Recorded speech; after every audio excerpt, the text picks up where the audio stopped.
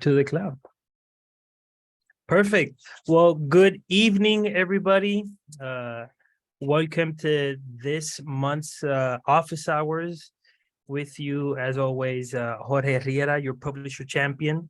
Accompanying me today is the wonderful Stephanie Claros, and our boss and CTO, Eric Omeg. So I'll give him a brief introduction. There's not really much to say other than he's just the magic man that makes everything happen. So I really I want to save as much time. I could talk forever, but I want to save as much time and jump right into it and let him talk because we have a lot to go through. So Eric, the floor is yours. Thank you. And I'll mention Kari looks like she just jumped in too. And so a lot of folks, I think, already know Kari as well. Oh, and Johnny's here too. Hey, oh, no, that's two. All right. So we got a whole bunch of folks here today. Anyway, well, let's get started. So I'm Eric, and I'm the technical co-founder here. A lot of folks who are here, and I actually don't see the names of anyone anywhere, unfortunately, so I'm not sure who's here, but hopefully I know a bunch of you, and it's nice to meet the rest of you. We've been on this journey for a long time, and I really enjoy getting feedback. We are definitely the app that we are because teachers helped every step of the way telling us what to build, what not to build, what to do more of. And so I understand maybe it's a bit of an understatement. Jorge says there's a couple of folks that have had some questions about what's happening in search generally. And I thought, well, this would be a great time to talk about this. We speak and developers speak over on my side of the house. And sometimes something gets lost in translation before it hits the Facebook groups. So the first thing I just want to tee up is what are we doing to search? What's changed so far and what's still to come? And how did we get here? And when we originally launched Boom, we were still in beta, and people said, "No, this is too great. Can you just get it started?" And so we did. We said, okay, well, we'll ship it 6 months earlier and we'll let you start using it in the classrooms. And we've been on the hot seat ever since, doing just-in-time development. That first search engine that we built way back in V1 was built, it was perfect for the size of the company and the size of the marketplace. Right around the time when we had grown to about 100,000 items into the store, that search engine was really suffering. And we couldn't do all the nice things that we wanted to do to add weights for quality and rankings and popularity, best selling, reputation. So we said we have to move someplace else, and we evaluated a bunch of engines, Solar and Lucene and others, and we thought we picked the best engine, which I think we did. We picked the Lucene engine, and we worked with a vendor to use this new search engine. It was great because they were tightly coupled with the database that we already had and the API that we already used. And it seemed like it was going to be brilliant. We would do this migration to the search engine that you know from, say, last year, last week, last month. That engine was built on Lucene, but what we didn't really realize with that vendor selection was we were getting really locked into some places we just couldn't go. Every time we'd say, great, now we want to add rankings or scores, user scores, or something else to the search, the API just didn't support it, and something else would break. And fundamentally, we had this mishmash of things, so that fundamental things that had to change, that just didn't work. And then with no roadmap to how to get to all the things that make a marketplace really awesome. Because what we want you to do at the end of the day is focus on making really great content for those kids and connecting with your customers. And we don't want you fiddling around with keywords and pulling your hair out about that. But here was the problem. The engine, the Lucene, that specific vendor implementation of the Lucene engine did not allow us to do keyword stemming simultaneously with, and so keyword stemming is the thing that says, when you type bake and baking, that's a match because the word is bake. And if you type exponent and exponents, that's a match because it's just a plural. And so we couldn't even do things as basic as that. And the other problem was keyword stuffing. As try as we might, we just couldn't stop it. And so there was, people who were really abusing the system, and it's against our terms of service to keyword stuff. We gave lots of warnings. We banned people. Well, first we suspended them, and then we kicked them off the platform, but they just kept coming back and they just kept cheating. And so some people were just, we can't have nice things because people were abusing the system. So we said, there's no way around this. We have to solve this keyword stuffing problem. And we still want to get to all those really great features. So unfortunately, that meant a new migration. And a migration of a store and a marketplace is very hard and time-consuming, expensive because we want to screw it up. We also wanted to make sure we timed everything in the latter part of, we don't want to do it right in the middle of high sales. So we timed it that way too. So actually, I think one of the questions that comes up is, hey, is this thing affecting my sales? It might be making you a winner where you weren't doing as well. It might even be making you ranking more poorly. That's kind of on a case-by-case basis, but generally you should never be, and this is just completely unsearch related, just a fact of this business and on this platform, but ed tech in general. You should never be doing week over week or month over month comparisons to see how you're tracking. You really need to do year over years, because what I'm going to guarantee you is the end of August, September, and October are going to kill it. And right around Thanksgiving, things are going to slow down all the way through Christmas. And then you're going to have a big surge in January and February, and then things are going to drop off at Easter. And that tail runs all the way through into July. And that's just the pattern we've seen every year, year over year. I can set my calendar to what our platform sales are doing. Now, if that's the same seasonality or week, the week over week, or, just the holiday things that some of you are seeing, maybe that's it. If we were to launch the search engine on, say, December 31st, you might be going, well, this is the best search engine. My sales are sky, and, they're really not that related. But I don't want to dwell too much on that point. I think you guys are here foremost to say, okay, so what do I do? What's changed, and how do I dig in, and what's changed now, and what's going to keep changing? So the first thing that you have to understand is we're using the same exact engine, Lucene, that we did with that other vendor, but now we've got a whole lot more power. We haven't changed what I think of algorithmically, how we're boosting and doing the keyword matching so much as we're, one algorithmic change that we've made that's very clear is we do not allow stuffing to boost your rank. And in fact, it will impair your rank. And so here's another really big point. So this kind of question gets repeated multiple times. If I type in the keyword Easter, how come this deck over here wins? How do I win? And first of all, for a very generic search term like that, there's going to be, 15 or 30,000 other matches. And so how do we distinguish, and how do we get the right match for Easter? And you do that because your customers aren't going to search Easter. They don't go in the store and say, show me Easter. They say, show me Easter algebra, or show me Easter vowels, or show me Easter egg hunt for consonant clusters, or something like that. And so that's what your customer is actually searching. And now let's go back to, so how come something that doesn't look that interesting might win on a generic search term? And I think one of the questions, someone really kind of clearly discovered this.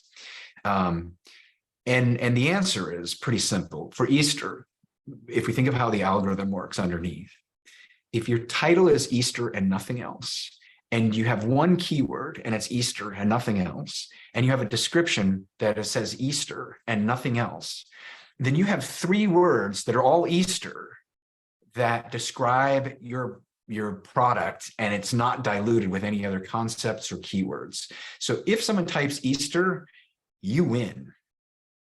Because we don't have any boosts on reputation or accuracy or user ratings.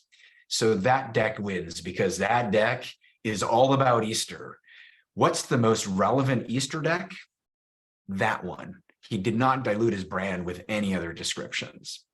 So this is why we talk about getting Goldilocks in your search terms.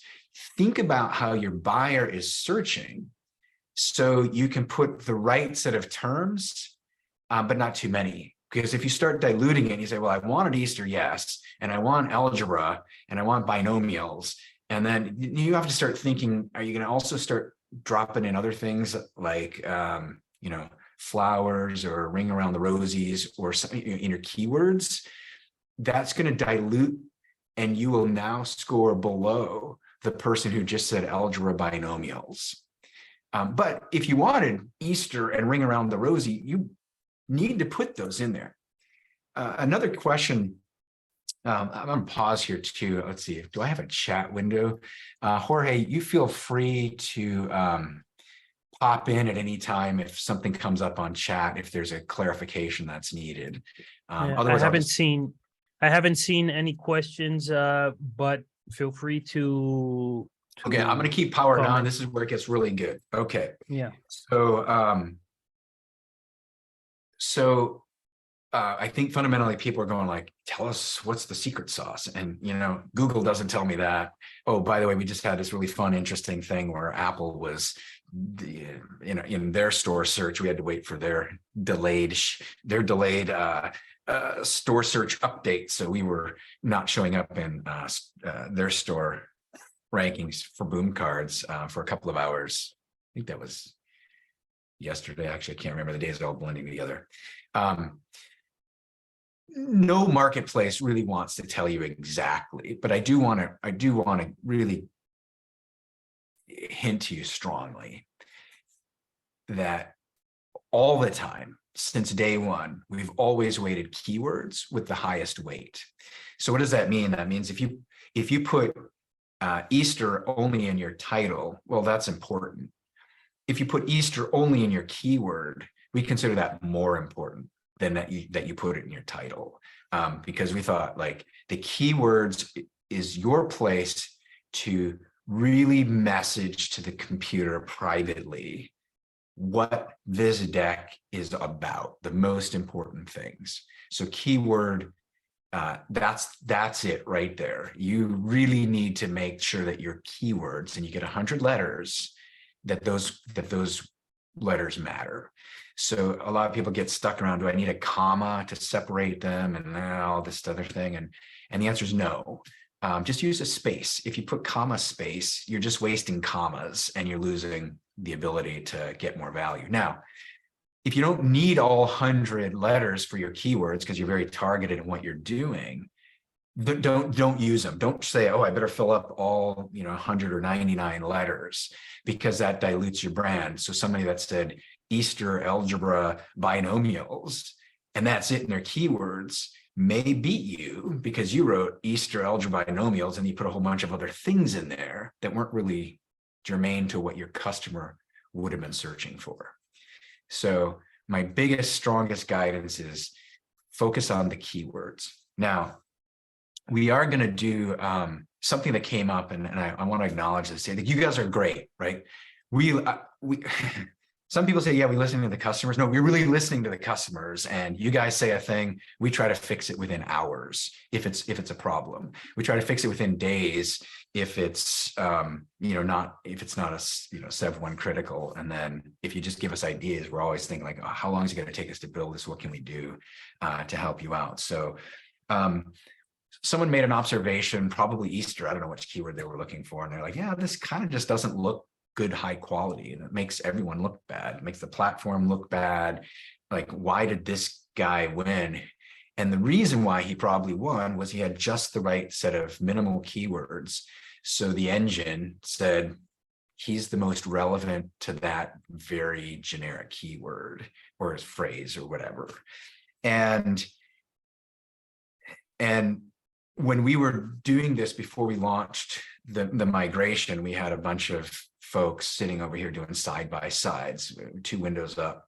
Here's the old search, here's the new search. And they looked a lot the same, but where they were different, we go, yeah, the new one's just better.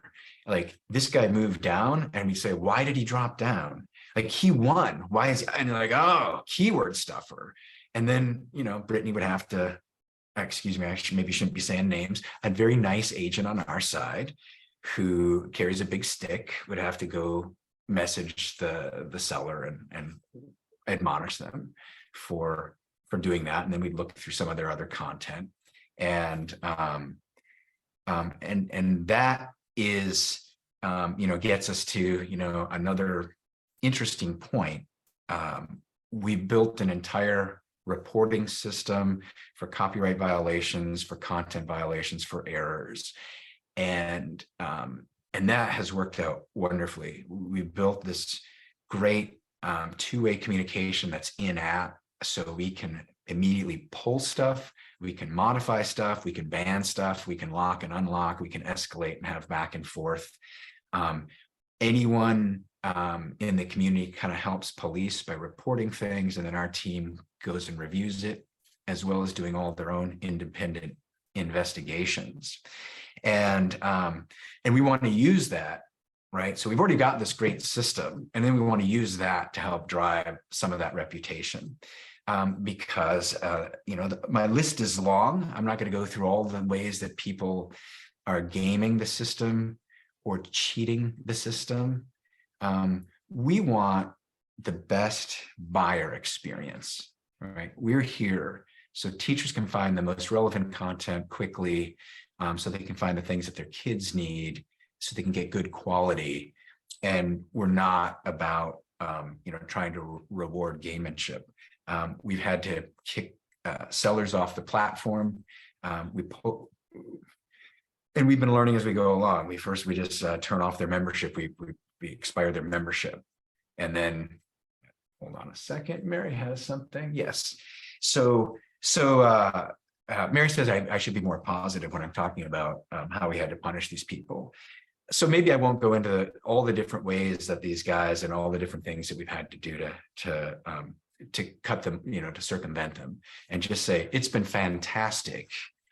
The fact that we have these tools, and that the buyer community really helps us keep the platform as rich as it is. Okay.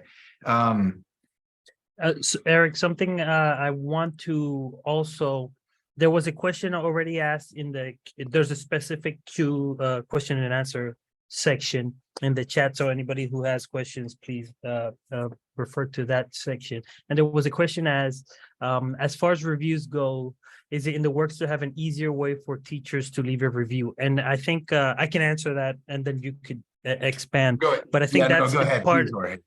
That's part of the beauty of this new search engine that search that will now be able to do all this sort of new things. And I think I would want you to expand a little bit of the new tools that are now available to us with the migration. Yeah. Okay. Thanks, Jorge. So I want to touch just on are we going to make it easier, better, faster, stronger reviews? Yeah, we want to move to, I think the industry has really told us that 5-star reviews aren't super helpful. Thumbs up, thumbs down is really where it's at. So we do plan to migrate that direction, and just make that experience just a little bit easier. Also, to do some prompting and encouragements, so we can either provide some rewards and also just make it a little more discoverable. For instance, you've just assigned a deck to your class. you're looking at the data and everything, that's a good time to potentially review that content, right? That's when it's fresh on top of mind, and you go, yeah, the kids loved it, and you know, the data's great, or variety was wonderful, or whatever it is. Like, that's a perfect time to collect those reviews. So yeah, we're definitely heading in that direction. No ETA. We've drawn a bunch of pictures, but we've got a lot of other kind of moving pieces. I want to circle back. I talked a little bit about weights, and I said really keywords is where it's at, and but description's important too. And what we do, and we're still trying to work this out with you know, how we, like, when you search, let me give you an example. Let's say you searched for 3, 4, 5 words. And what do you want to match? And one of the things I hate is when I go to like Amazon and I search for like 4 really important words because I'm looking for a new monitor, and then they give me all this stuff that's useless, and it didn't match my words because it matched like 3 of the words or 2 of the words. And so what we do is we say, like, if you said you want 4 words to match, you better well have 4 words. And we don't really care where those words are, as long as they're somewhere in the title, the keywords, and the description. And but then we, you know, we give more weight. So if you put it in the keywords, that's where you get some more weight. But here's something that's important to understand. We have 100-letter titles, and I don't know why we ever went to that. I think it was some seller feedback at one point, and I apparently I sanctioned it because that's where we're at. I don't believe any title should be 100 letters. That's not a title. To me, that's a description. And so we're gonna, you know, probably come along and reduce that length pretty soon. Love to hear, by the way, feedback from folks, like that's good or not. I think along with that, though, we do have to put a better job of putting like the first sentence of your description right next to the title, so that you can say like, you know, math fun for everyone as the title, and then the description would say, join, you know, Billy and his crew solving these equations. And like, because otherwise it's like, what's math fun for everyone? It's too generic. So then you start putting this whole description, and you start throwing in math fun just for keyword stuffing, so to speak, right? I want to get those keywords in the title, but then I also want to describe the deck. And so we'll try and be a little bit thoughtful about, not a little bit, we'll be very thoughtful about how we want to affect that. Jorge. Yes. So we're coming up on time soon, and I know you've naturally have been answering a bunch of our questions. I'm just going to go through the top 10 that have yet to be answered. I'll mention them, and you've already answered most of them. So how do keywords affect, which is number 1 with 14%? You've already dived into that one. I want that the second question with 13%. Have overall boom sales for Boom for the platform increased or decreased with the new optimization?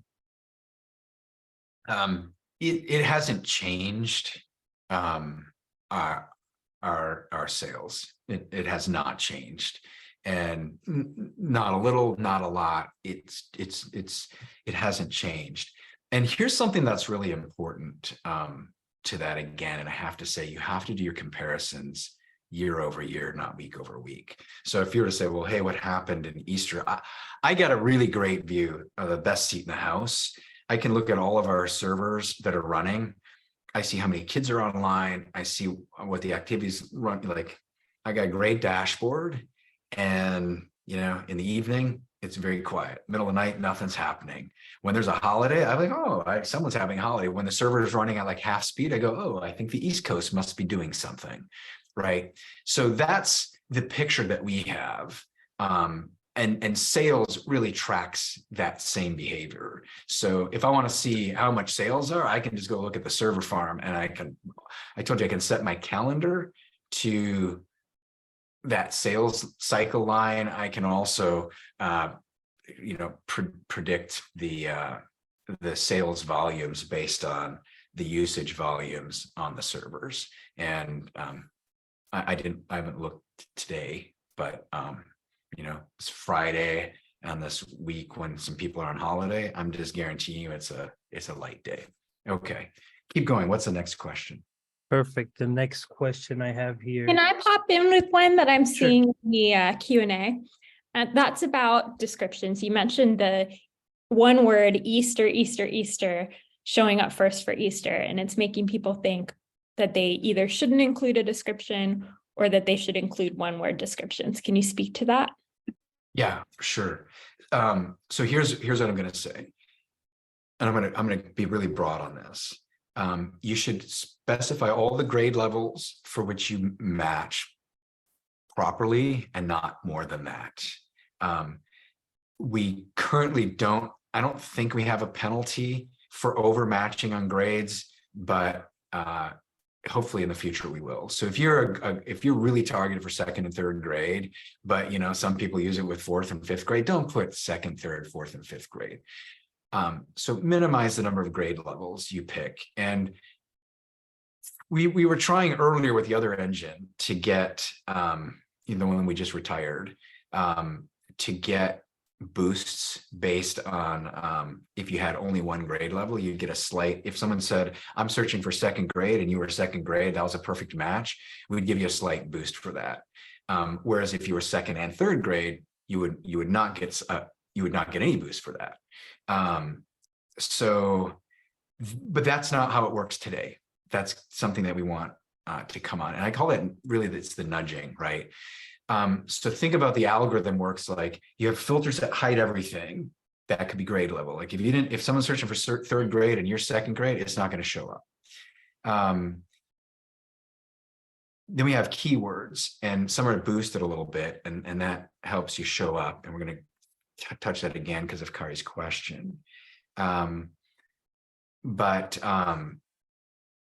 another one would be subjects. Do put subjects, put as many, there's never going to be a penalty for adding more subjects, again, except if you're being abusive and someone reports you as abusing a subject. We want that to count as a penalty, so a nudge against you. So it doesn't take you out of the running, it just would subtract from your raw score. And then Kari, you were asking specifically about well, what should I do? I'm going to say you should always shoot for the right level of communication. So a decent, respectable title, something that you want either the teacher, the buyer to recognize, or something that sings to the kids. A very nice, concise description at the top that helps out. And if you want to put some extra stuff in there, that's okay. And we're going to keep watching that to see about how people might be abusing this. Because we've gotten rid of the keyword stuffer thing, we think we've solved the vast majority of problems. We had to suspend accounts, right? Again, because they'd say hey, this deck is about Christmas fun and we're going to do Christmas math. And then, it's Christmas and it's snowing and there's a lot of Christmas time and the Christmas lights, and you can, right? And then in their 300-word description, they had Christmas 27 times. Now that we've, really taken that off the table, we think we can have more freedom. We were also for a while, I don't really remember where we landed on this, because over the years we've done it and then taken it off and done it and taken it off, where we just said some people are getting carried away with their descriptions.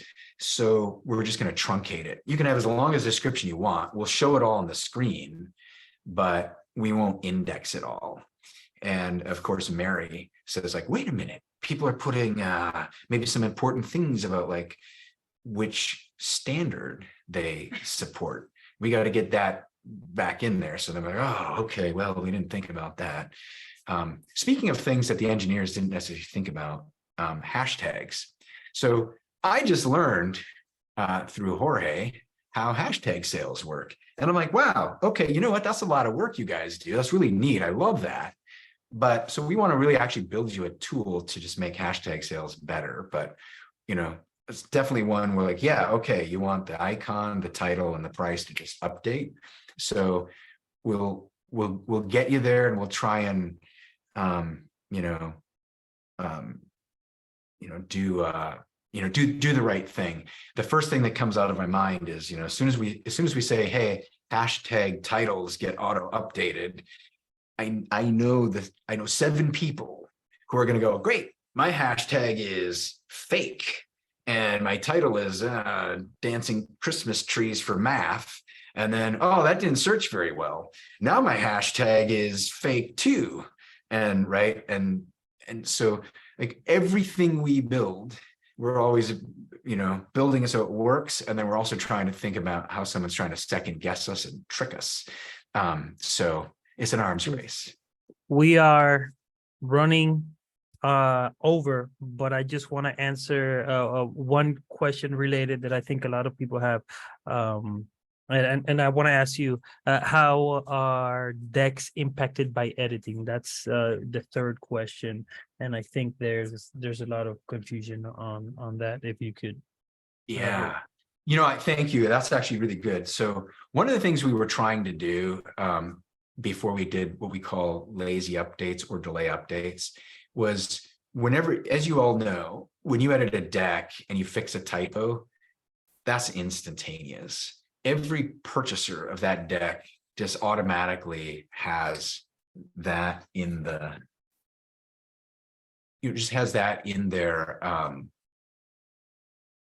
library, just auto updates.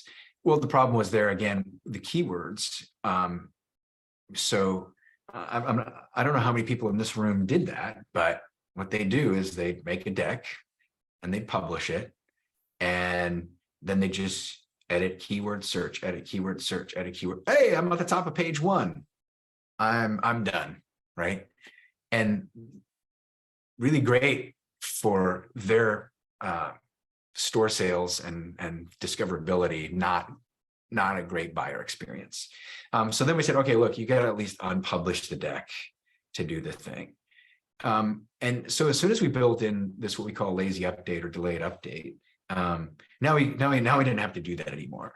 Now you can just edit your deck and you don't have to unpublish it. I think it's just a better experience. And I think most of you have communicated, your agreement on that. Like, why did they ever do it that other way in the first place? So when you always take care when you're editing your deck, right? Because if you make mistakes in your edit, all your customers are going to immediately see those mistakes. But you're improving the deck. If you want to change the title or the keywords or something, because you go like, okay, yeah, I was kind of guilty of stuffing a few keywords and I want to go fix it. Just go fix it. You don't have to unpublish it. Just go change it. And just know that within some period of time that I'm deliberately vague on, that will get propagated over to the index and your ranking will get changed accordingly. And but something else is going to happen too.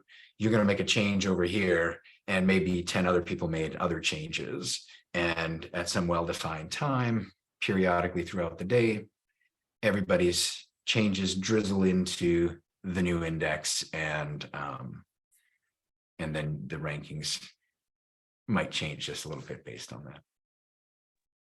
Okay, then Eric, I know your schedule is extremely busy. Time carry unless you have anything else. I'll be cutting here. I have one more that I think there are a lot of people asking in the Q&A, and that's Perfect. in regards to there's just a lot of people commenting that the 1-word descriptions are not helpful to the buyer. So they were asking if you would ever consider putting a minimum. Yes. Yeah. And I thanks for asking. That was actually, I was just trying to get Jorge before we wrapped up. I wanted to just re-emphasize the point. The feedback, specifically the targeted helpful observations, are so priceless and valuable. We just really, I just appreciate them. I don't spend a lot of time in the Facebook groups, but I do really enjoy periodically, particularly on weekends, going in and seeing what what you guys are saying and talking about. I also love to see what other people are saying as a response to the questions, like, how do I do this? Oh, it's over here. And that's really great. And then that gives me more ideas. And I go, oh yeah, maybe we could have made that a little more discoverable. Maybe we can improve that a little bit. That was the first thing that came to my mind when I was reading someone's digest in here. I was like, oh yeah, we did all this work to penalize stuffers, not penalize, but to stop rewarding the keyword stuffing, that we absolutely need to come up with minimums. So we're thinking about doing a negative nudge on lengths if they're too small. So if you only had one keyword, that would actually be a detriment to you. And then hopefully that balances out, because you only have one keyword, so you kind of start winning, but then you've got this negative nudge, so then you start losing. And then for that Goldilocks range in the middle, you know, the 3 to 10 keywords, you know, we just let that roll. Similarly on the description. And we also want to get to other things in there too. Like a lot of you guys spend time working on acknowledgements. And you know, that's on its face a really good proxy for quality, right? Someone took the time to procure great resources and then to document who, and to give that credit to this content providers. That's a really great hallmark of good quality. So we also want to do positive nudges on the quality of acknowledgements. Yeah, I feel like there was one more. Oh, reputation. We also, you know, there's clearly different tiers of content creators, people who really take the craft seriously, who are really building great quality, who are producing on a regular basis. And so we might want to, you know, this is thinking, we have to think about how we can do this fairly and equitably. Can we scale it up the right level to say, you know, if you've been featured, if your content has, you know, been certified because, you know, you agree to the terms of service in a, you know, a special way, and you say, I'm promising I'm not doing the abusive tricks to try and game the system, then that class of sellers should get also positive boosts. And then, of course, it's just really important that if you have high rating decks or high selling decks, you should also be getting boosts on those. So those are things that we expect to be coming in the not too distant future. Now that we're just, I don't want to say we're finished, we're finishing up this migration to the new Lucene engine vendor. And when we tighten up everything, we're going to definitely add some of the easy things, like the minimum length is just an absolutely no-brainer. We just need to do that. And I think that comes out directly because you guys said, hey, I looked at this and it's not looking quite right. And we agree. Perfect. And that was answering the last question I had here, which when will you be done? And you just mentioned that we're just finishing up. We're in the last stretch. And now we are definitely over. So I want to thank everybody for being here. The conversation will not stop.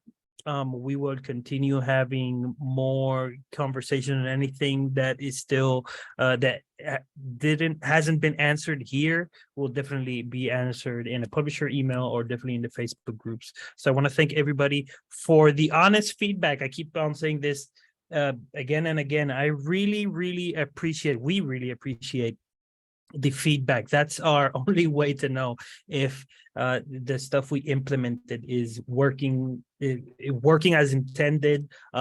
We overlooked something, we didn't.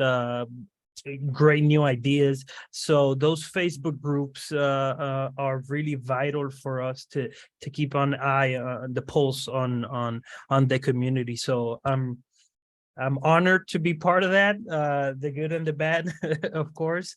But I really appreciate everybody always communicating with us. Again, this is a direct result. You're seeing us right now because of the feedback and what's been going on in the Facebook group. So thank you for your time, Eric. Thank you for Eric was, let me tell you something. Eric was immediate. He didn't hesitate on like, sure, I'll hop on in a second. So I'm really glad that we're in this company, you know, so open, you know, and transparent. So thank you for being here. And yes, let me cut this office hours done. So hopefully everybody has a wonderful weekend and be safe. Thank Bye, you. everybody. Bye-bye, guys.